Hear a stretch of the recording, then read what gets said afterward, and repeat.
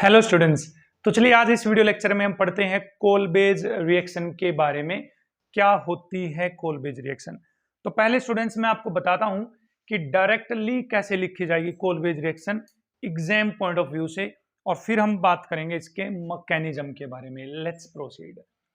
तो भाई कोलबेज रिएक्शन क्या करेगी आपके पास, समझ लीजिए ध्यान से। ये आपके पास फिनोल, जो फिनोल है, फिनोल से क्या बनाएगी आपके पास? सैलिसिलिक एसिड बनाएगी। सैलिसिलिक एसिड, सैलिसिलिक एसिड मतलब ऑर्थो पोजीशन पे ये ग्रुप्स आपस में लगे होंगे एक दूसरे के रिस्पेक्ट में।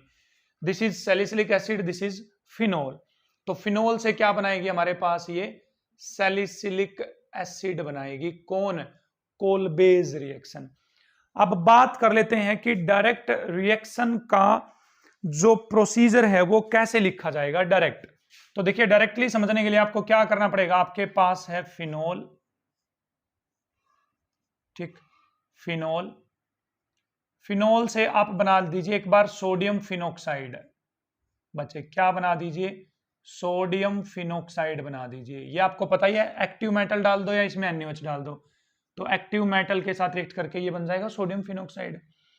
सोडियम फिनोक्साइड की जब आप रिएक्शन करवाते हो CO2 के साथ, हीट कर दो लगभग 400 केल्विन टेम्परेचर पे और लगभग 4 ATM प्रेशर पे। 4 से 5 या 6 तक ATM प्रेशर होता है, लगभग इतने से 4 से 7 ATM प्रेशर पे, ठीक। तो आप इसको करेंगे तो क्या बनेगा आपके पास? शुरू में आपके पास बनेगा यहां पर दिस इज फिनोल, और यहां बनेगा COONA नेगेटिव, Na पॉजिटिव। फिर इसमें आप जैसे ही डाइल्यूट HCl डालते हो तो आपको मिल जाएगा बच्चे यहां पर salicylic acid OH, that is COOH, ये मिल जाएगा। तो ये तो है डायरेक्ट मेथड। क्या लिखने का? कोलबेज रिएक्शन लिखने का। वो आप देख लीजिए, ये बोर्ड पॉइंट ऑफ व्यू से है। अभी थोड़ी देर में हम बात करने वाले हैं इसके मैकेनिज्म की, कि ये रिएक्शन किस तरह से मैकेनिज्म के साथ फॉलो होने वाली है, ठीक है। देख लीजिए क्या है आपके पास। फिनोल एक्टिव मेटल के साथ रिएक्ट करेगी तो सोडियम फिनोक्साइड बनाएगी। सोडियम फिनोक्साइड CO2 के साथ रिएक्ट करेगा इतने इतने पे, तो आपके पास ये बनेगा। उसमें डाइल्यूट HCl डालोगे तो ये बनेगा। ये तो है बेसिक रिएक्शन या डायरेक्ट रिएक्शन। कौन सी? कोलबेज रिएक्शन। चलिए बढ़ते हैं स्टूडेंट्स इसके मैकेनिज्म की तरफ। मैकेनिज्म, तो मैकेनिज्म करने से पहले मैं इसको आपको याद करने की छोटी मोटी ट्रिक बना देता हूं आपके लिए। देखिए कैसे बन रहा है बच्चे कोलबे, और कैसे ही बनता है कार्बोक्सिलिक एसिड।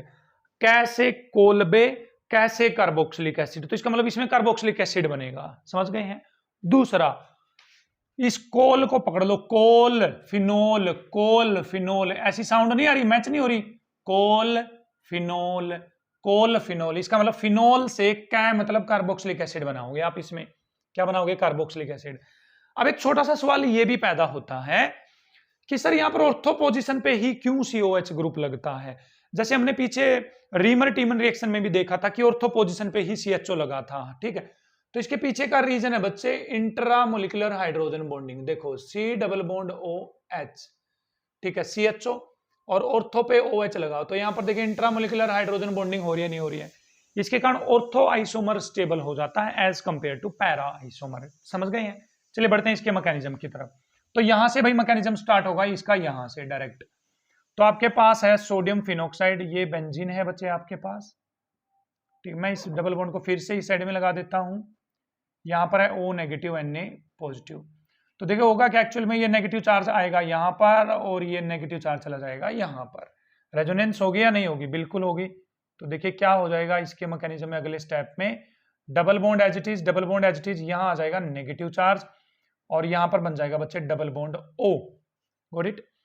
अब CO2 की कहानी पे आते हैं। This is CO2, C double bond O, C double bond O, CO2।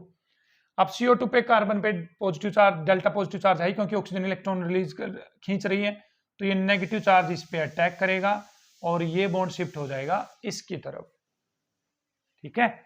तो चलिए क्या होगा अगले स्टेप में? तो अगले स्टेप में कुछ इस तरह से दिखेगा हमारे पास। ये रिंग एज इट इज रहेगी, डबल बॉन्ड डबल बॉन्ड, यहां पर हो जाएगा C डबल बॉन्ड O और नीचे O पे आ जाएगा बच्चे नेगेटिव चार्ज, और यहां पर डबल बॉन्ड O रहेगा एज इट इज। अब आप खुद से सोचिए यहां पर क्या होगा। O पे नेगेटिव चार्ज है और ये Na+ आवारा घूम रहा है, देखो यहां पर आवारा हूं, ठीक, Na+। तो ये Na+ O के पास आ जाएगा कि भाई मेरे को बैठा लो तुम्हारे पास, कोई नहीं पूछ रहा मुझे, आ गया Na+।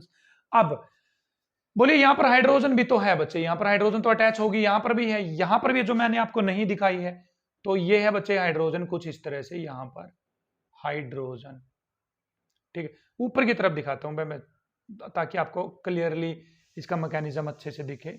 ये है बच्चे हाइड्रोजन। अब रिंग की एरोमेटिसिटी ब्रेक हो गई है, बिल्कुल हो गई है। इसको एरोमेटिसिटी को वापस लेके आने के लिए इस हाइड्रोजन के बॉन्ड को टूटना पड़ेगा और यहां पाई बॉन्ड बनाना पड़ेगा दोबारा से। जैसे यहां पाई बॉन्ड बनेगा तो ये पाई बॉन्ड कहां चला जाएगा, ऊपर की तरफ, ठीक है। तो देखिए क्या होगा बच्चे अगले स्टेप में, रिंग एज इट इज रहेगी हमारे पास, ये double bond as it is, ये double bond as it is.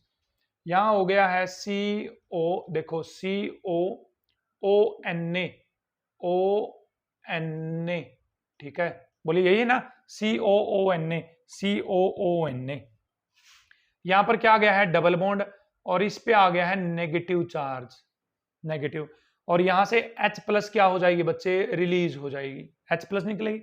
तो ये नेगेटिव बोलिए H+ पे अटैक करेगा, नहीं करेगा, बिल्कुल करेगा।